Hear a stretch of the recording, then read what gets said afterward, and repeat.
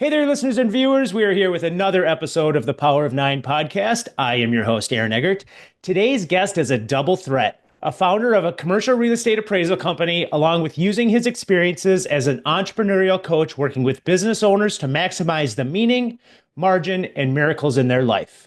Let's get after it and share the journey of my friend, Mitch Simonson. Mitch, I'm so happy to finally have you on the show. We got together for coffee like 2.5, 3 years ago. You became a C9er, and ever since then, our paths have been crossing on and off. And I've been begging you to come on the show, and you're finally here. Aaron, so excited to have the opportunity to join your podcast, have a great conversation, and proud to be a member of the C9 community. And it's been very beneficial for me and my companies, and look forward to having a great conversation today. One thing that I wanted to do this on the air, and I was going to do it before, but I was like, screw it, because I think sometimes you refer to yourself as Mitch, sometimes you refer to yourself as Mitchell, and I think I just want to be respectful of that, first of all, but I kind of feel like it's almost like situation dependent, or maybe I need to earn the right to call you Mitch. Am I close to any of that stuff? I would say I tell most people Mitch is what you can call me Mitch. My wife calls me Mitchell, and that's what's on my website. Yep. And it's my real name, but I typically go by Mitch, I'd say, in most scenarios. Well, okay, so Mitch, I'm gonna go with Mitch. Mitch, I'm pumped to have you on the show. Like I said, I got to get one thing, I want to address this right off the bat. I just want to make sure we've got a healthy amount of listeners and viewers and stuff on this. I just want to establish this. You have the most children of anybody in our C9 community, and I think that's Okay. a great. You have made up for the children that I don't have, and so I think somewhere in the middle lies the balancing out of our population. That we're going to get into that in a little bit, but Sure. I want to kind of set the tone on that for a future conversation that we're going to be having about a half an hour down the road. And I'm pumped to get in that because you come from a big family. Yeah. You have a big family. So going back to when you were a child growing up, so did you grow up in the Minnesota area? Did you grow up not far from where you live now? Yeah, so I currently live in the West Metro in Greenfield, the far western edge of Hennepin County, and I grew up about 30 minutes west, 30 to 40 minutes west, small town of Cokato, and born and raised there, and spent my childhood and kind of I went to St. Cloud State from there, and yeah, small town Yeah, Minnesota. small town living. So how many kids were in your family growing up? So I come from a family of 11. I have six brothers and then four sisters. So I'm the fourth youngest of 11. And so, good kid. Any trouble? I have a feeling your family, everybody was a pretty good kid, but like sometimes one or two is going to fall off the rails a little bit. How were you as a I kid? think we've been fortunate and blessed that we have, my parents. I can't say enough good things about my parents. My dad, he was a truck driver. So we come from a very blue collar background, but Yeah. he enjoyed that. He enjoyed driving, and he had an incredible attitude, positive attitude. He pushed us to pursue our dreams, yet he was there to provide guidance and keep us, keep the rails on the track. And my mom, amazing mother, she was always at home taking care of us. Just that sense of security and love at home from my mom was, I think, foundational to, raising the siblings and myself growing up. I feel really blessed with my background. So there was no entrepreneurial anything in your family. The only thing that you had in your family was just a lot of love and support. But where do you think that entrepreneurial spirit? At what point early on did you know that you had some type of entrepreneurial spirit that was different than what I will say, quote unquote, most people? I think it was a combination of a few different factors. First of all, I'm the fourth youngest of 11 and first one to go to college and get a 4-year degree. Hmm. And so my first job was with my aunt and uncle, Howard and Brita Ilitolo. They started a manufacturing company in, I think, around 1989. It was a tool designed to help young students in elementary who were struggling, grasping the basics of math, addition, subtraction, those kind of things. It morphed Mhm. into a big business where they were selling these products all across the United States. And I started working there actually when I was age 11, just helping on some little projects. It was a very small family business and it's continued to grow. I worked there for 9 years and Mm. she was my first like mentor. I would say from a creating that desire to be in business and seeing her growth and the effort she put in. And we just had a lot of conversations and she encouraged me to go to college, which I think was impactful. And then I started framing houses in college and the boss that I Mm. worked for, we started with one crew. Today he's got, I think, 50 plus employees. Wow. And I just always loved working with the people that hired me. And I always felt so fortunate. So I was inspired, I would say, by that. But then one other situation, I think, as I've looked back and wondered, like, where did I get this drive or this bug to build business and work, be an entrepreneur? And I got to, is that okay if I share a quick Heck story when yeah. I was That's nine what, years old? I yeah, think man. it, No, that you're hitting the timing perfect. Like this is what I'm looking for is like some of those things that, one of the things that we always talk about is like, that paradigm shifting event that kind of sure. leads you to leadership slash entrepreneurship. In this case, it's entrepreneurship. And the earliest that we can get to that, the better, because I think, I don't think that there's a hard fast rule on nature or nurture. I think obviously there's a blend of it, but I don't want to step on your touchdown call, so you go for it. Sure. Yeah. Yeah. So often, like life situations, it's often our most challenging moments that define us. And if we can use that, come from a place of power, it can springboard us forward into new opportunities and becoming who we really truly are. So I mentioned I grew up in Cokato, small town. 5 miles away is Dassel.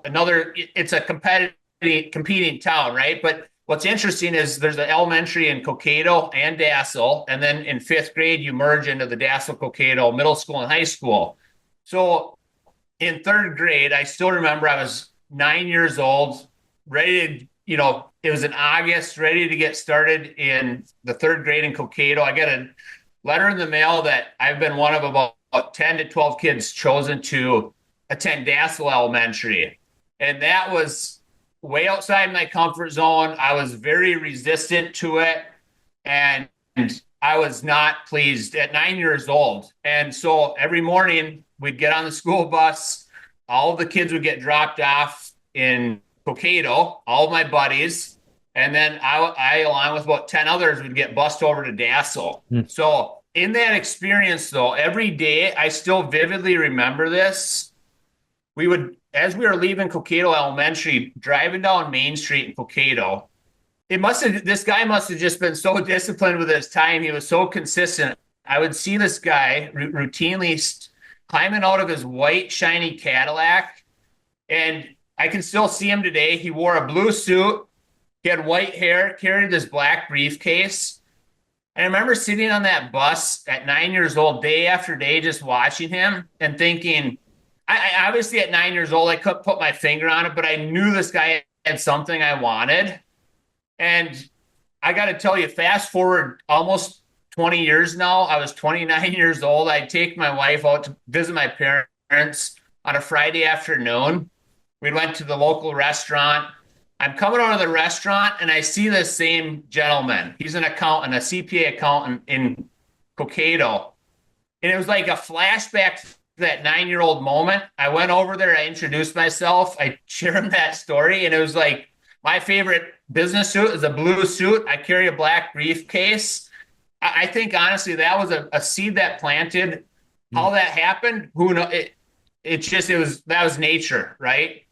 Yeah. And So it was almost like a perception thing, right? Like you come yeah, from, if I'm kind of reading between the lines a little bit, you come from a pretty hardworking, probably middle class, even lower class family with the amount of kids and things yeah, like that. I grew up in the same kind of middle class upbringing with my parents that worked day jobs and stuff. And so I think seeing that, it's almost like at 9 years old, you're manufacturing stories in your head that Yeah. are positive stories Yeah. that are going to be contributing to the drive that you have.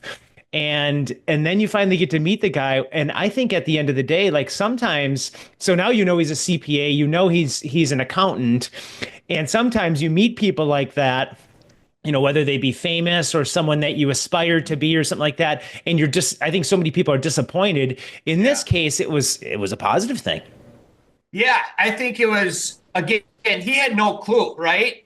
That I Yeah. was even had seen him 20 years Yeah. ago. He was just So cool. showing up, going to work and doing his thing. And for whatever reason, for me being able to share that story with him, it was just like affirmation that, you know what, Hmm. like the journey that I've been on, going through college, graduating, going into business. I think when I met him at 29, I had literally just went on my own from employee to entrepreneur, my first business. And so it was like it was such great affirmation that, you know what, it's possible to achieve your dreams if you set them and go for them. Yeah, yeah, yeah. And so I have a feeling, and you, I think, even said it yourself, like you were doing some framing and some carpentry and stuff like that as a high school job. Now, independent of that, what kind of stuff were you into? Were you a good student? And I kind of have a feeling I know what the answer to that is, but were you a good student? And what kind of like extracurricular activities, sports, any of that kind of stuff were you into? Yeah, sure. So I think you know what's interesting is, so I'm 41 today, and when I look back on my school years, I was bored a lot. And I think as far as like as I talk to other entrepreneurs and people that are motivated to build things, that seems to be a pretty common theme. Hmm. And so there were, like, I would say, like elementary, middle school, especially that third grade year when I went to Dassel, I was resisting a lot of that structure. And I think of an entrepreneur today and designing like lifestyle freedom and building your business around in a manner that serves your life, that gives you that feeling of freedom. Now, doesn't mean you're not always working less, but going to like high school, I was like, I've always said I had to work hard to get B's, right? I wasn't just super book smart, had to put in the time to get B's, and I was committed to that. And then, but yeah, high school, I wasn't just like super excited to be there. I was probably your typical student, right? Not super Yeah, yeah, invested. yeah, yeah. And I then was, I did go post yeah. secondary my senior year. I was just ready to be done with high school and move on. And I was excited to start college. And so, as far as hobbies, I worked part time through high school and played a lot of hockey with buddies. That in the wintertime, I bought my own snowmobile and we snowmobiled down the river and Sweet. just put on a lot of miles, a lot of outdoor activities, I would say. I Yeah. also got That, into long distance road biking. My hmm, dad had done the MS 150 a few times when I was a kid. cool. That's the 2 day multiple Yeah. sclerosis 150 ride from Duluth to the Twin Cities. So I did that. I think my first time right after my senior year with two of my brothers, and that was a lot of fun. The river that you're referring to up in Cokato, is that the Crow? It is, yeah. Yeah. Yeah. Yes. I, I, Yeah, I, windy, sharp curves. yeah. You can really spin around, and occasionally you'd Yeah. hit a little open water and have to pin it. Yeah. Little Just gotta, little of that risk element, right? yeah. Yeah. So with that, like, I think I feel like in all the interactions that I've had with you, you're very level-headed. Like I don't feel like anything gets too high, nothing gets too low. I think that's probably how you run your business. That's probably how you lead your people. But I also think that, even using that story around the snowmobiling, there's got to be a certain level of risk tolerance that happens, right?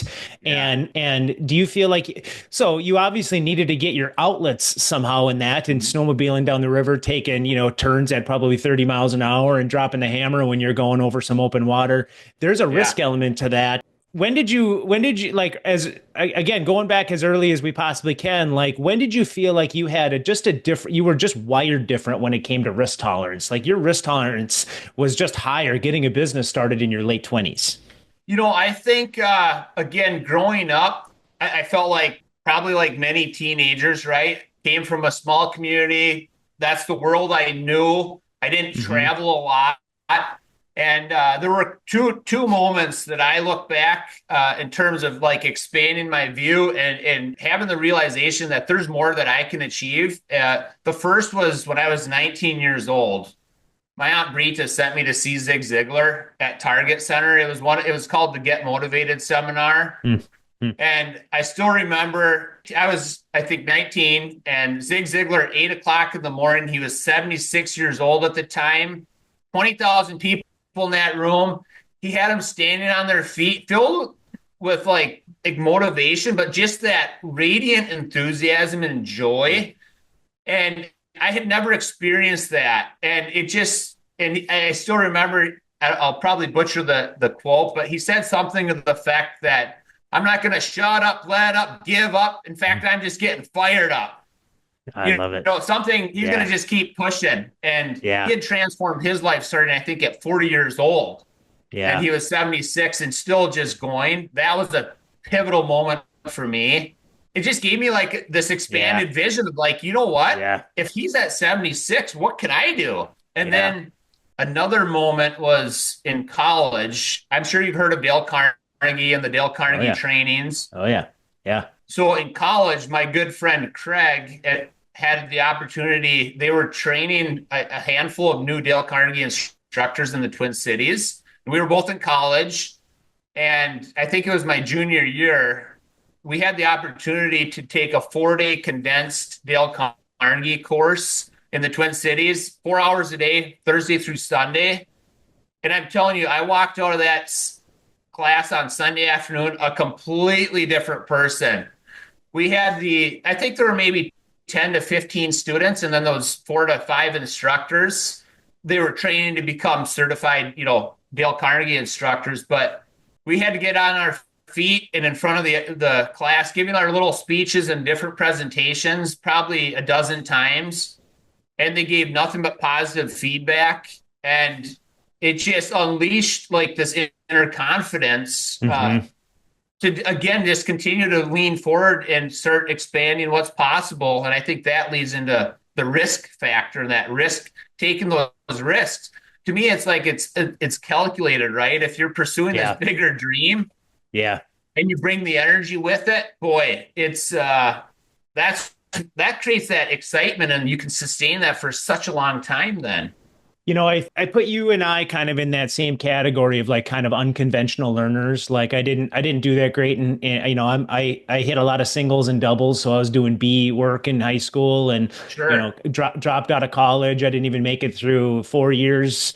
I made it through a couple months, but I put Zig Ziglar, Dale Carnegie, and then I like my Mount Rushmore, right, of old time, kind of a set the tone of like those type of people, which are now the Simon Sinek's, the Adam Grants, and the Malcolm Gladwells, right, which are talking about more like psychology and human behavior and things like that. These guys were talking about this kind of stuff years ago. I also put Stephen Covey in that bucket too, because for me, one of those life-changing books, which I'm not a big reader or wasn't a big reader, was 7 Habits of Highly Effective People. And, I'll never forget, like, begin with the end in mind. And some of the things that he talked about when I was 22 years old, nothing from an educational standpoint stuck, but I read that book and I was like, whoa, this is next level. So I can only imagine the things that you experienced seeing Zig Ziglar, who is like the OG, and then Dale Carnegie, or any kind of Dale Carnegie training.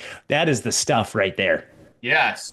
Yeah. I mean, I think that, again, when I saw Zig Ziglar and then the Dale Carnegie, I read those 2 books that I came home with, How to Win Friends and Influence People, How to Stop Worrying and Start Living. Like, I just carried that by my side. It was just so impactful. And then that led to setting goals. I still have a goal sheet from when I was like in college of all the things I wanted to accomplish. And that it created a new vision for what's possible for my life.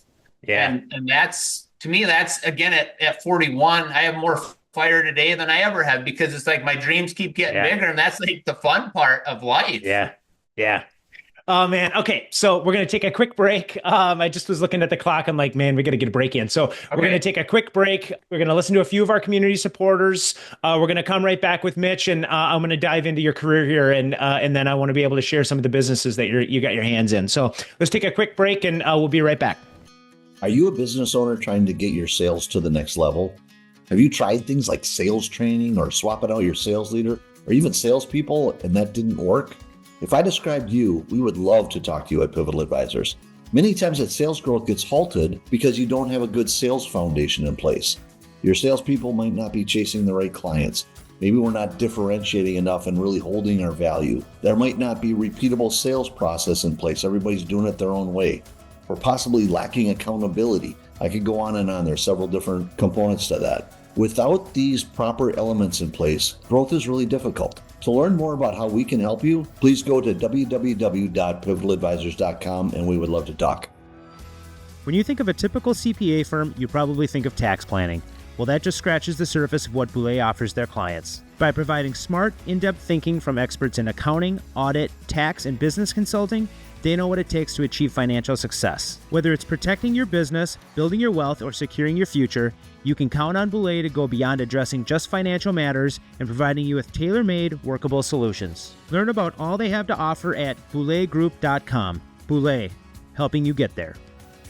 Kaisa Wealth Management treats each client like a member of the family. Acting as your personal CFO, we are fiercely devoted to your financial prosperity. At Kaisa, our wealth strategies are aligned with your core values, creating a wealth plan centered around the legacies you wish to create. This is our Kaisa commitment. Our wealth strategies are dynamic and tailor-made for your long-term goals because as a family investment firm, excellence in service is not just a promise, it's our baseline.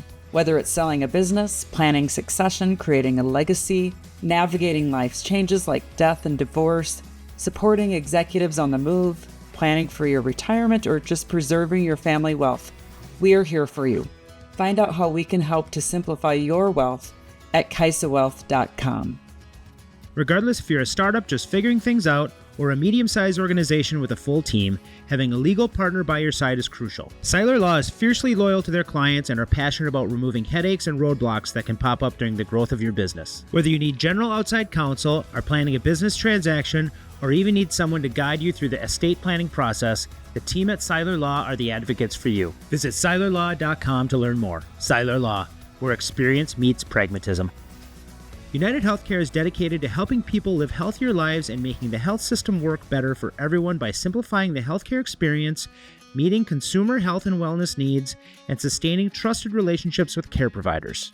UHC is continually focused on building a modern, high-performing health system via improved access, affordability, outcomes, and experiences. With a network of over 1.6 million physicians and healthcare professionals in over 6,000 hospitals, United Healthcare is dedicated to connecting employers and their employees to better health by offering quality benefits designed for affordability. For more information, visit United Healthcare at www.uhc.com. United Healthcare, helping people live healthier lives. Versique Executive, Professional, and Interim Recruiting is an award-winning, locally owned hiring and placement firm based in Minnesota. With specialized practice areas across our 3 divisions, Versique delivers a tailored experience to a wide range of industries. What sets us apart is our team of recruiters, seasoned professionals who have worked in the very fields they now hire for, providing unmatched industry insight and connections. Versique believes that people are more than just resumes, they are transformative, unlocking the potential for organizational growth and success. Now let's find your people together. Learn more about Versique at versique.com. All right, we're back with Mitch. Mitch, so man, that was good. Just you got me a little jacked up with all that. You know, I mean, I do think like you need something to infuse energy into you at an early age to go down that entrepreneurial path. And for some people, it happens right away, right? Like you kind of got into it in your 20s. And you knew the path that you wanted to take from an entrepreneurial standpoint. Then you got guys like Zig Ziglar that, you know, and I'll put Ray Kroc in that too, right? Like some of the most famous people, famous entrepreneurs are motivational speakers or whatever have done things later in life. So I just want to make sure people know that we don't discriminate on age on this thing from when people should start their entrepreneurial journey. And I think COVID did a lot of things to people of like how they wanted to live their life and have meaning. So we'll dig into all that. What was your first? Okay, we established the fact that you went to St. Cloud. I'm not going to dive into all that just for essence of time, because I think some of the things we're going to talk about are way more important. What was your first quote unquote, I'm using air quotes for the listeners, real job? Like, and you know what I mean? Like career job. Sure. Yeah. So I graduated from St. Cloud State in 2004 with a commercial real estate appraisal degree. Had a specific appraisal emphasis. And coming from Cokato, coming from Minnesota, I had this, one of my dreams was I wanted to live somewhere else. So I had a couple of brothers living in Phoenix, Arizona, and old-fashioned networking, reached out to them. They said, reach out to this accountant.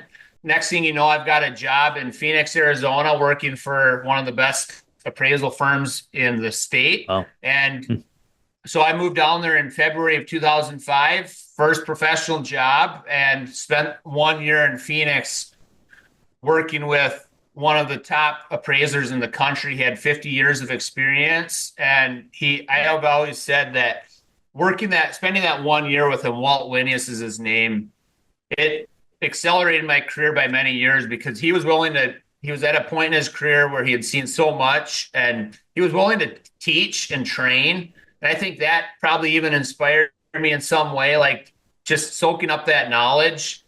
And it was super powerful. And then when did you move back to Minnesota? Because you were only there for a short period of time.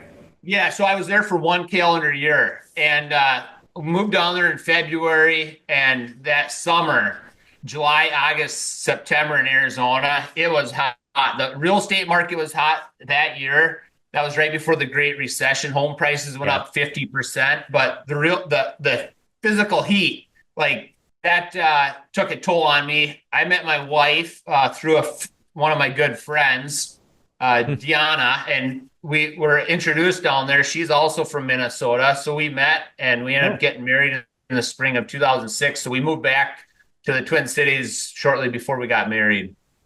So one of the things, I was in the commercial interiors industry in 2008, 2009, and you referenced the Great Recession, and that was a challenging time. I mean, being at a young age, trying to figure out how to navigate through that. I was actually in a leadership position at that time of trying to figure out one of my first initiatives was to try and figure out how to cut costs and raise revenue. So just trying to kind of right the ship for a couple of years. How did you navigate the 2008, 2009 recession working in that industry? Yeah. So I was 26 years old in 2009 when that happened. And I still vividly remember, I don't know if you've ever had those moments where you kind of draw a line in the sand and say, you know what, from this point forward, something's changing. Yep. Well, I still remember that moment for me. I was again, 26. It was a Sunday afternoon, hot Sunday afternoon in Minnesota. My wife, Deanna, was in the Lazy Boy, pregnant with our third child. My 2 boys, Kate and 2, and Austin were on the floor. And I'm reading the newspaper. It's stories about home values going down, foreclosures going up, people losing their homes. And my boys are saying, Dad, come play with me. And I literally couldn't get off the couch that day. We had just bought our first home 18 months ago. And my income for the first time, I mentioned I started working at age 11. It was down 30% in 2009. So we bought that house. We had a lot of cushion financially. All of a sudden, everything's getting squeezed. I'm reading the news, the negative news. And I just remember looking at my wife and kids, and I said, no way am I going to let that happen. And I mentioned the Zig Ziglar. So I had been introduced from that at age 19 to the Success magazine. And so I started dusting off those magazines and got a subscription to the Success magazine. And so that was, I think, July of 2009. And then Darren Hardy, I don't know if you've come across Darren Hardy, his content, but yeah, he had this 8-week program in January of 2010. It was called Design the 10 Best Years of Your Life. And I was like, I need to do something. I need to pivot. So it was an 8-week program, 2 days a week. We had worksheets. It's about a 100-page book. I have it in my library here today still. And it was a comprehensive deep dive, design the 10 best years of your life. So at 26, I go through this recession and I'm fired up, right? January of 2010, I know exactly what the next 10 years will look like. Like year one, I'm going to double my income, save 10%, tithe 10%, join Toastmasters, read 30 minutes a day, be awake by 5:30 every morning, get in awesome shape. By year 10, I'll have a new home on 5+ acres. I'll have the best appraisal firm in Minnesota. And I'll be able to read 60 minutes a day, travel, and just have the time of my life, right? Well, Yeah. That's what I wrote down. So I'm excited. Yeah. But then 6 weeks into that year one, I wake up, I'm in severe pain, having horrible night sweats. Go to the doctor, I have to totally revamp my diet. Then my son Caden goes to his 3-year-old wellness visit. He got his vaccines. The next thing we know, he stops talking. So we have to hire a speech therapist to begin our crusade to find a way to heal him. So those moments were defining for me. It did two things. One, you realize like not everything's going to happen in 1 year, but if you get committed and recommitted to your bigger goals and start moving forward, despite those challenges that we experienced, personally in our family, I kept chipping away. Started listening to the Jim Rohn daily. I don't know if you've come across, you talked about the Titans, the Mount Rushmore's Jim Rohn. I listened to his 4-part CD, Challenge to Succeed. I've listened to it probably 100 times in my car, learning to turn fascination into frustration. And just that defining moment, the one thing I committed to and realized is that the only action I can control when the economy is shifting is my activity level, my attitude. And so I just resolved, like starting at that time, that January 2010 timeframe, that the one thing I'll always control is my activity level. And if I take enough right steps, reach out to enough people, what do I got to do to double down? And, if time permits in the real estate space, we at least kind of experienced that the last couple of years, and we'd be happy to share a little more. But one last thing on that topic, like that defining moment, what I also did with that design the 10 best years of your life, which I still use and embody today, was we went through and got really clear on what our core values were. And that, like, getting clear, not only just for a business, but for yourself, like, what are you going to tolerate? What do you stand for? What's important to you? And you start living that every day. It gives your life meaning, and it gives you that ability to overcome any challenges that come your way. I mean, you're one of those fascinating people that I think a lot of people are like personal development junkies and like really, really consume a lot of that. But you're one of those fascinating people that actually uses that stuff to fuel you and doesn't really just take it as just normal fodder. Usually, people will take that, they'll consume it, they'll take a little chunk out of it, and then, it's back to business as usual. Where like you've already shared like 3 inflection moments within your journey of like things that you've done or people that have helped fuel you to continue forging forward. And I love the way that you said that, about how, there's going to be a lot of things that are going to be outside noise, whether it be the economy or the, whatever it is. Right. But as long as you can control what you can control. And I think that, even just that little summary is a lot of you taking the bits and pieces of the things that you've learned along the way and then just applying it to a simple life charter. Yeah. Yeah. And I think, like you mentioned, the personal development, commercial real estate, I've been doing it for 20 years. And I mentioned, like, going back to my background, I grew up with zero insight other than working with a few small businesses of like what it takes to run a business and having that knowledge. And so the appraisal profession, that requires a lot of like technical skill of understanding how to value commercial real estate and some of the litigation problems that we solve today. They're not easy, but that's like one set of skills, right? But then to transition from employee to owning a business to leading a team, I've had to learn that. Of course, you have conversations with individuals, but starting again, going back to the Dale Carnegie, the Zig Ziglar courses, that gave me such insight and inspiration, listening to different books and reading. I read a ton. A lot of it is personal development, human psychology, communication, finance, like all of it, right? Like Hmm. how can I sharpen the saw and get better? Yeah. But a lot of it I've shared with people, it's become out of necessity, right? Like you're growing, you get some business, and all of a sudden you have a new growth pain. And Yeah. so it's like something's jabbing me in the ribs and it keeps showing up. It's like, who can I turn to? What can I read to take that pain point and grow above that? And that just, to me, it again fuels me because it's like all of a sudden that pain point is no longer there and you can grow to the next level and then you're having fun again. You snowball and create more momentum. Yeah, it's almost like that health situation that you had to deal with, right? That you reference is almost an analogy for the way that you've approached your life in business as well, as like, well, Yes. I got to make some changes and I got to pivot and I'm going to be better for it. So I mean, Yeah. it's almost like just kind of simplifying it at a human level and then applying that to your business as well. Okay, so I want to give you a little bit of time here. I want to talk through the business, both of your businesses. Okay. Let's touch on Simonson Appraisals because I think in some cases there's not a lot of business owner or building owners or property owners, and a lot of the people you work with are brokers and things like that. But I want to talk about that. But I think that for the masses, I think the work that you're doing with Triple M is probably going to be more applicable, and then is fueled a lot by the stuff that we talked about. So you started Simonson Appraisals, I think in 2019, right? That's correct. Yes.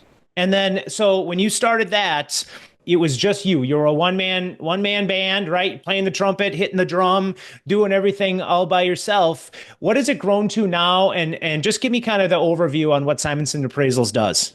Sure. So we've grown. Real quick, I was a partner in a local firm from 2012 to 2018. That ran its course. I had a dream. Again, like I chase a lot of my dreams and I try to fulfill I on love it. them. And that's the part that, again, I think is so exciting. But so in January 2019, probably somewhat ignorantly, I started Simonson Appraisals. I wanted to build something from the ground up. And now we're in year 6, 2025. We're a team of 8. And we've grown from doing only bank financing work to now doing a lot of litigation work. We work on property tax appeal assignments. So work with property owners and attorneys representing property owners. We do some work with government agencies as well. Property values are fluctuating, especially the last couple of years. So there's inconsistencies sometimes in those property values, various litigation, construction defect, where again, commercial real estate, it's a big business, right? And there's a lot of money involved and there's different valuation problems that arise. And that's where we come in to try to solve those valuation problems. How So we're involved also, yeah, a team of 8 with 6 appraisers on staff. how involved what amount of time does that take for you to run that business, and how involved are you in the day-to-day of that business now that you've built it up to a team of 8? Yeah, so I'm still heavily involved. And in fact, like this week, we've got a couple of bigger projects that came in a little more last minute. So we figured out a way to help the client.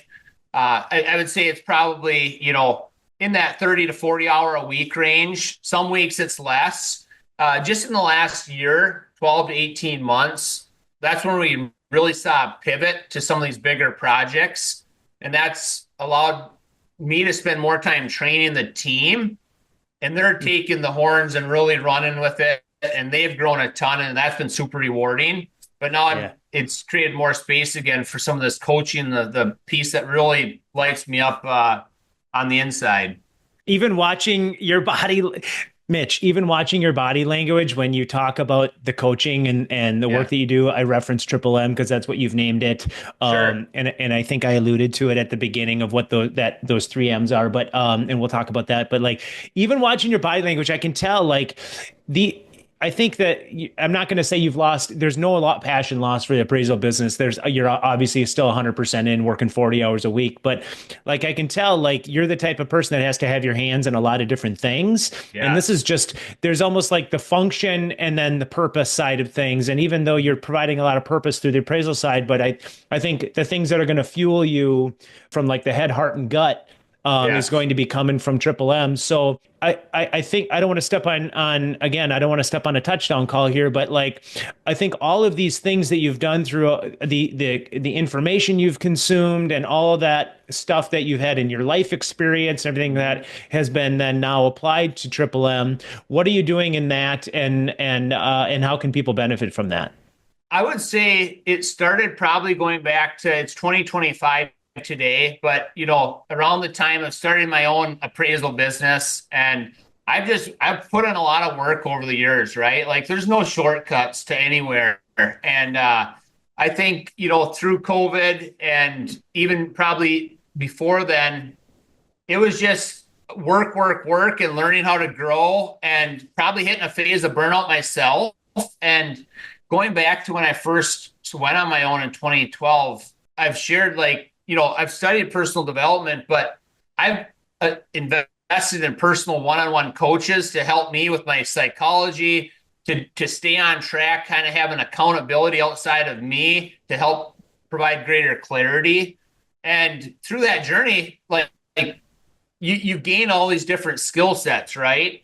And then over the course of time, I start having conversations with friends and business acquaintances, and we sit down over coffee, and it's like at the end of the conversation, a consistent theme that I hear is like, boy, I'm fired up. I've got so much energy again, right? And I've given them something that to help them see a vision for their future again that they're excited about. And there's nothing more I love than having a conversation with someone or multiple conversations where they're successful, right? They've got a business, they've got a family, but they've hit a point where I would say they're coasting and settling, and they can't quite pinpoint why they're feeling the way they do. But then you start to activate inside of them, and you see the spark come on in their eye and that fire in the belly, and they start to tell you about where they want to go next, and then helping them fulfill on that. That is a feeling that I think is just unbelievable, and it excites me and fuels me, and I'm on a path to help more people achieve that. Have you built out like a platform or a framework of being able to manage through that, or do you treat every individual differently and just kind of create almost like a little bit of a different experience through what they want, or is it a blend of both? I would say it's a blend of both. So far, because of my involvement in the appraisal business, I've chosen to work with select entrepreneurs on a one-to-one basis. I like to go deep with someone and help them really get clear, going even to their core values. So I do have a framework that over the course of, say, the first 3 months, we really identify where they're at, who they are, and what is their greatest gift, and how can they spend more time living in that zone of genius. Yeah. And then but of course you got to tailor it a little bit when you're going deeper, and meeting the person where they're at. Yeah. And All right. then once we get through that foundation, Aaron, then it's about developing the steps to implement it, so then they can start fulfilling on that path. And I think, even hearing about through your C9 group, I think it's pretty cool to hear people how they get from an arm's length. You may be even like an informal coach in that group of just, you're working through your opportunities and your challenges within the group, and you need the group for certain things, but there's got to be a flywheel in that. And I think you've just got a certain gift for being able to get next level passionate and using that as energy that can have a ripple effect throughout the group too. So sure. I've even heard about it at the group level within C9 of how that happens. And you're in a group with all entrepreneurs. And so I think there's a case study in all of that as well, that the direction that you're going and the energy that you're bringing is working. Yeah. Well, thanks for that. Yeah. All right. Let's take a quick. Oh, actually, you know what? I want to ask you. So we talked about your family. So you grew up with 11 kids in your family. So tell me about your family and what you've got going on at home right now.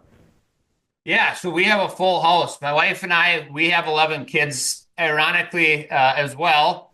We also have 7 boys and 4 girls, and our oldest turns 18 next month and is a senior. And they're on the path. I have my 3 oldest are boys, and I've started actually a landscape business with them over a year ago. They're leading it and running it. I'm more just, again, because of age and whatnot, I helped them get it started, but that's been super fun and rewarding. Cool. And then my third oldest, Vaughn, so we actually homeschool our kids. And when they get to high school, we start to have them tailor their studies into areas that interest. We touched on it briefly earlier. Like, I'm a big believer now in kind of this unconventional learning where you do deep immersion learning. If you find an area or a skill that you need to develop, instead of studying it 20 minutes a day for three years, like, let's go a mile deep over 3-4 days, 10 hours a day, right? Yeah. And really immerse yourself in it and get specific coaching. So that's what we've done when they get to high school. Like, where do you want to go? We have them go through some different personal development courses that help extract out of them what really excites them. And then, so we've got, those are the 3 oldest, and then 2 girls, 3 boys, and then a girl, boy, girl. Any pets? 3 pets. We've got a German Shepherd, Nova, and then 2 cats as well. Oh man, you guys, that's a laugh a minute over there. I have a feeling. Yeah. Okay, so last question before we take a quick break and we go to 9 questions, because I think that's going to paint even more of a picture on who you are and things like that.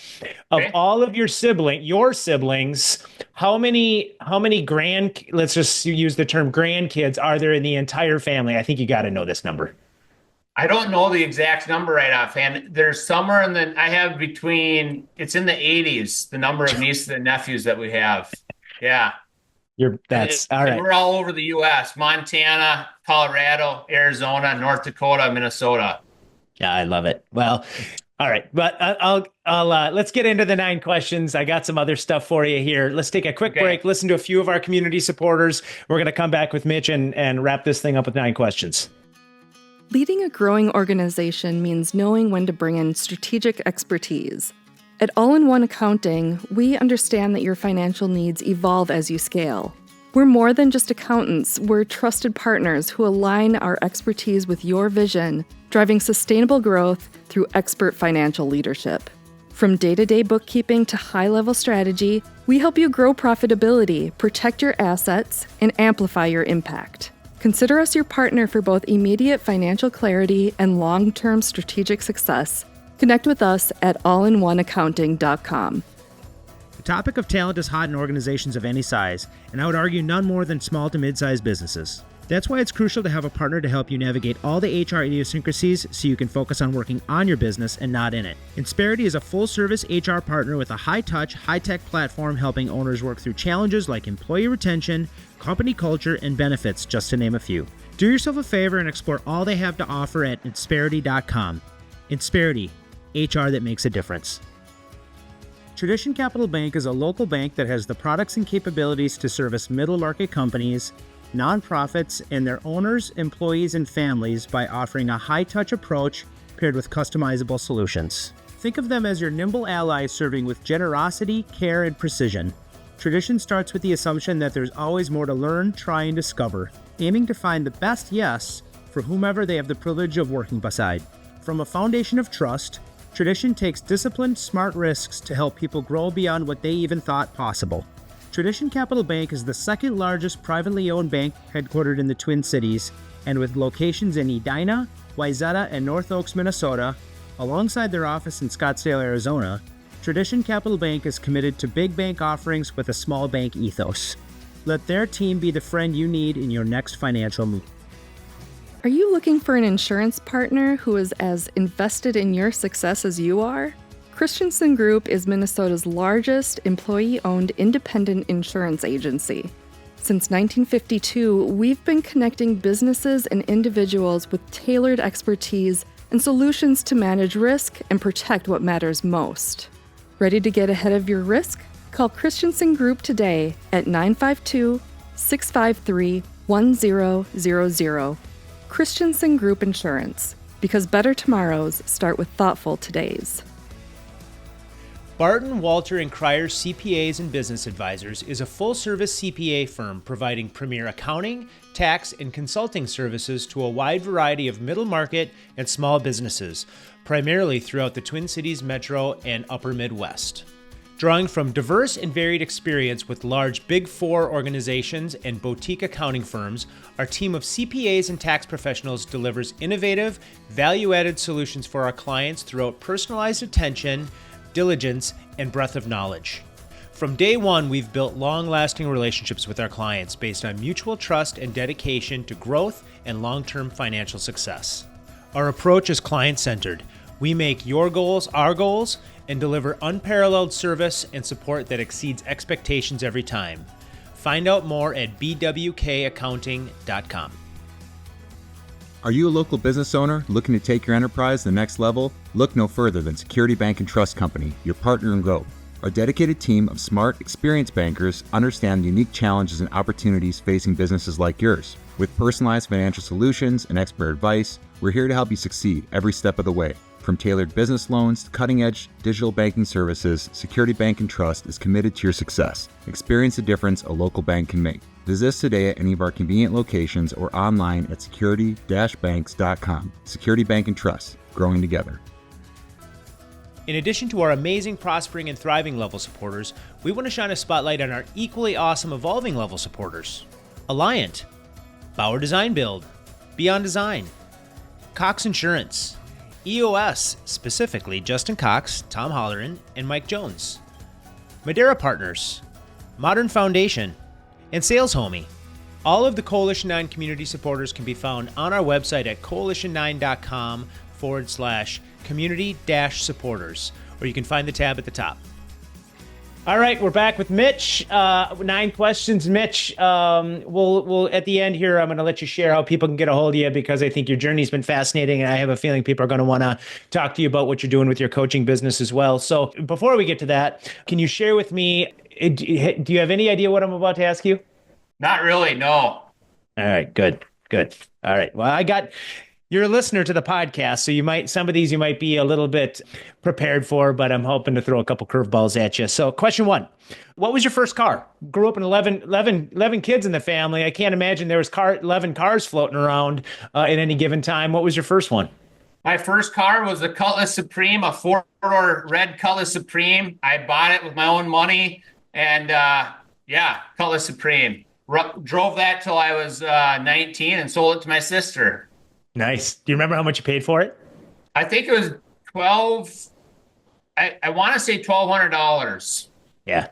Nice. Kind of level sets us on where you're at on how much people are paying for cars then versus now for a first car. Yeah. What is one of your hidden talents? One of my hidden talents, I would say, just the fire that I can bring to people, the energy and the passion is. I don't know if that's hidden, but I've been playing with that more and more recently, and just helping other people unlock it for their own life and their own family. Do you play any musical instruments? Can you play any musical instruments? I do not. I play zero. I joke my wife has all the music talent in our family. She plays piano, the cello, and I'm just a sports jock. I don't play the music side. Yeah. All right. What is the strangest thing you've ever eaten? I had, I think maybe 2 years ago, I was down in Miami, Florida for a 3-day conference, business conference, and went with my two oldest boys, and we got a lobster meal, the full seafood setup where you're putting a bag on your chest, and it was way outside of my comfort zone, but we went for it, and it actually was pretty decent. Yeah, sweet. Okay, not personal development related or anything like that. What do you enjoy spending money on? Travel and creating experiences with my family. Yeah. Do you have a rigor that you put into your travel schedule? Like, do you want to travel X amount of times per year or anything like that? For the last handful of years, we've been gone 100+ days from home. Last year, I haven't tallied up last year, but we go to Arizona every spring for about 2 months now, the last 3 years, and we're booked this year to do that as well. Cool. And then we just we have a few other exciting trips planned, but it's a little more fluid. Like the travel, I'm a little more spontaneous typically, other than the Arizona piece. That's pretty much become a staple now for us that we push for. Yeah, cool. Growing up in a big family, I got to imagine there might have been a nickname or two. Did you ever have a nickname? Nickname. or in sports or from your buddies or anything? Yeah, there were probably a couple. One was Matuli Toivo. I have a Finnish background, so I think that's where the Toivo came in. That's one that probably that I can think of. What does that Matuli mean? Toivo, Mitogiki Goiko. That was another one. What does that mean? What do those mean? I don't know, just small town buddies, like random nicknames, right? Oh, Where they that's funny. came from, the purpose, the meaning, like just rolled with it, right? Yeah. I love it. Um, if you could go on a weekend vacation with two people, but they can't be anybody from your family, who would those people be? I would say two people. Do they have to be living? No, I love that. A great question. No, let's go Yeah. with whatever you. Yeah. I would say Jim Rohn would be one of them. And then another one that comes to mind is one of my more recent mentors, Bo Eason, who I spent 2 years training with on speaking and learning the art of storytelling. Just their mindsets and the fire that they can bring and the expansion of what's possible. Those would be the two that I'd want to spend a weekend with. I wouldn't mind being a fly in the room on that conversation with you three. What is one quality in a person that impresses you? Authenticity, being who they truly are, and being all of that. Yeah, love that. Me too. I think I have a feeling you could go. I got about 100 of these for you, but what are 3 words that describe you? Positive attitude, faith, and determination. Those are my 3 core values, and I use them in everything I do. Yeah, I love it. Why doesn't that surprise me that you got 3 locked in as your core values and you were ready to just rattle those off? Yeah. I should have known that. Okay, 9th question. You hammered through these pretty quick, which is awesome. In your own words, how do you define happiness? Happiness is knowing who you are and finding ways to utilize your gifts and talents at the highest degree possible, and then spending more time serving others. Good stuff. God, it's so good, man. Do a whole nother podcast with you on what you have going on and your passion for fueling other entrepreneurs and using that fire and that energy. But until then, people should just get to know you. And one of the coolest things about this podcast that I found is that, my goal with this is always amplifying people that maybe not a lot of people know about. And there's some stories that need to be told and stuff like that. And the gift is that some people reach out to you and they just want to get to know you, whether it turns into some business or whatever. It's more on the relationship side. I want people to be able to learn how to get a hold of you. How can people get to know you better and reach out to you? Yeah, so there's several different ways. One, first my 2 company websites, www.simonsonappraisals.com. My contact information should be on there. The other one is for my coaching business, www.mitchellsimonson.com. I'm active on LinkedIn. That's my primary social media channel. Feel free to connect with me there. Send me a message. And phone number 612-618-3726.